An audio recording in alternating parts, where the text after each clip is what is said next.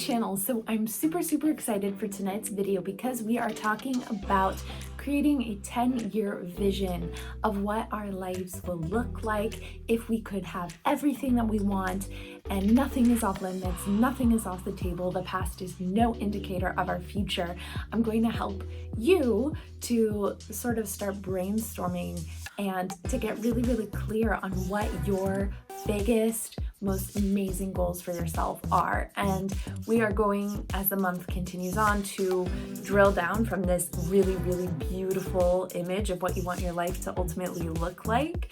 We're going to take that big image and drill it down into goals that seem more manageable. And we're going to get all the way down to a 12-week plan by the end of the month. So we are going to not only have, a really beautiful destination in mind that we'd like to get to 10 years from now, but we're also going to have concrete, smaller, more actionable items that we can accomplish every 12 weeks so that we can actually begin to feel like we are making progress to these bigger goals. So I'm so excited to share this with you. Doing this sort of exercise is one of my favorite things because it is such a creative process. If you think about where you were 10 years ago, I'm guessing you're in a very different place. Most of us encounter so much change. So just imagine if you are very intentional with your time and your energy and who you are allowing into your life and things like that. If you are really intentional and really focused on where you want to go, imagine the kind of life that you can make for yourself. Okay, so let's just get into it. So on my Mojo and Go Monday video, which is a weekly IGTV video over on my Instagram, which I'll put the handle down below here. In that video that I just posted a couple days ago, I spoke about Rachel Hollis in Girls Stop Apologizing and how she says you have to focus on one goal at a time. She has an entire process that she lists in this book called 10-10-1. And that is you go 10 years from now, think about your dream life and go just bigger than big, dream larger than you can imagine. You drill that down into the 10 dreams it would take to make that 10-year vision come true. And then from there, you choose one of those dreams at a time and you make it something that you can measure. You turn it into a goal. And she says to choose the dream or the goal that would take you to that future amazing version of you the quickest. And Hollis also has, a series of questions that you would ask your future self as if you are interviewing you in the future.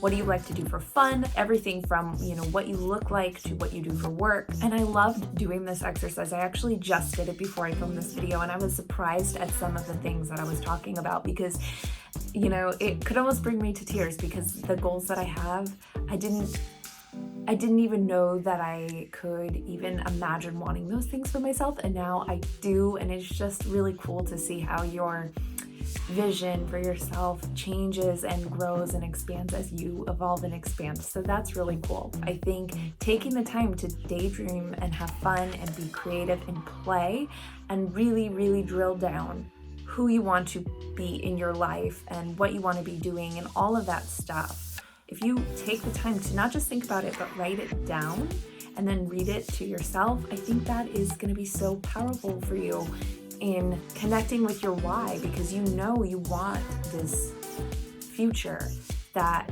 brings joy.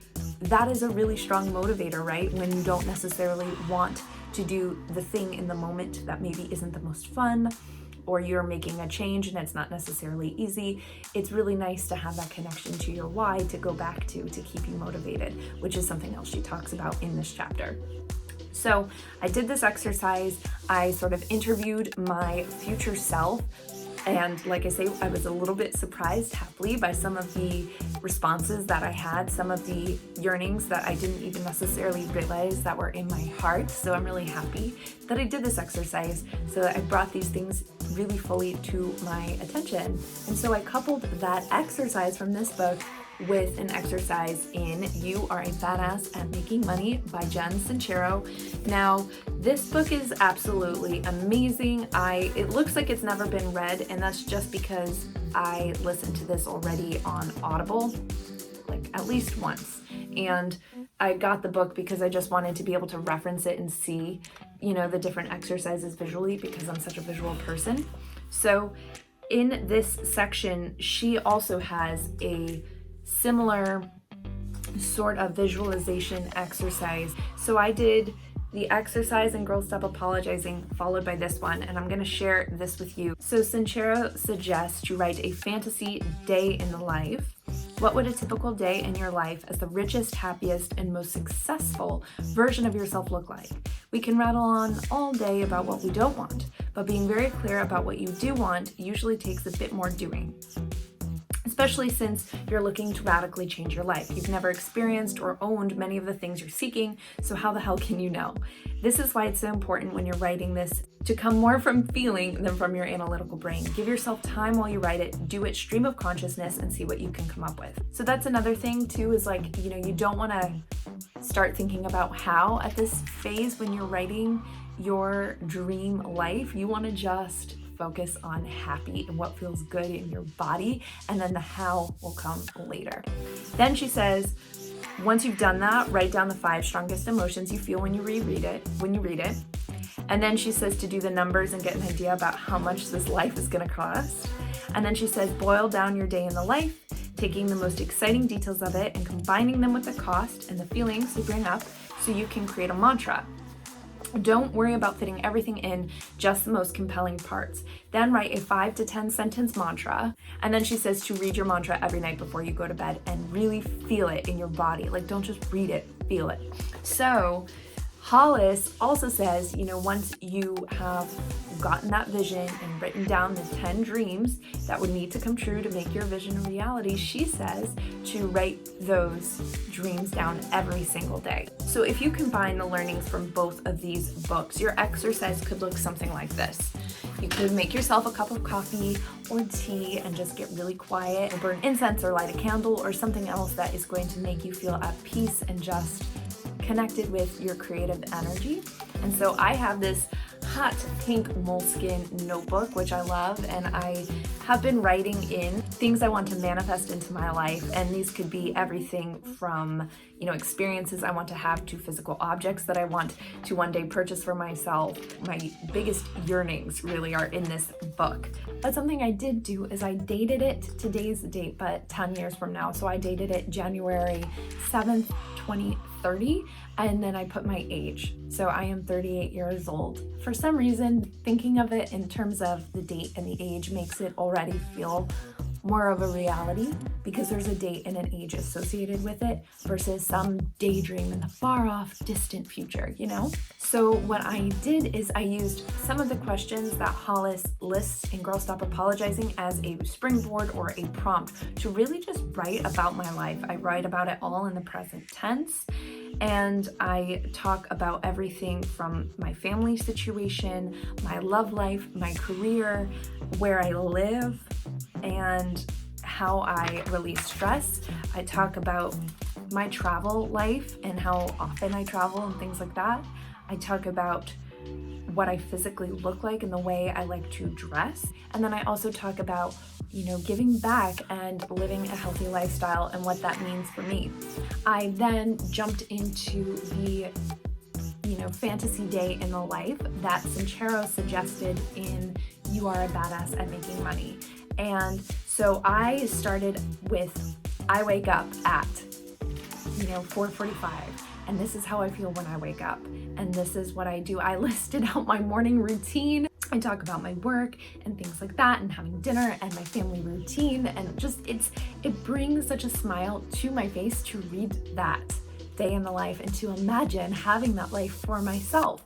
So after I do that, I wrote down the 5 feelings I felt that came up for me as I was rereading my day in the life. As Sincero suggests, I thought about how much money I'm going to need to live this life, and it is quite a lot.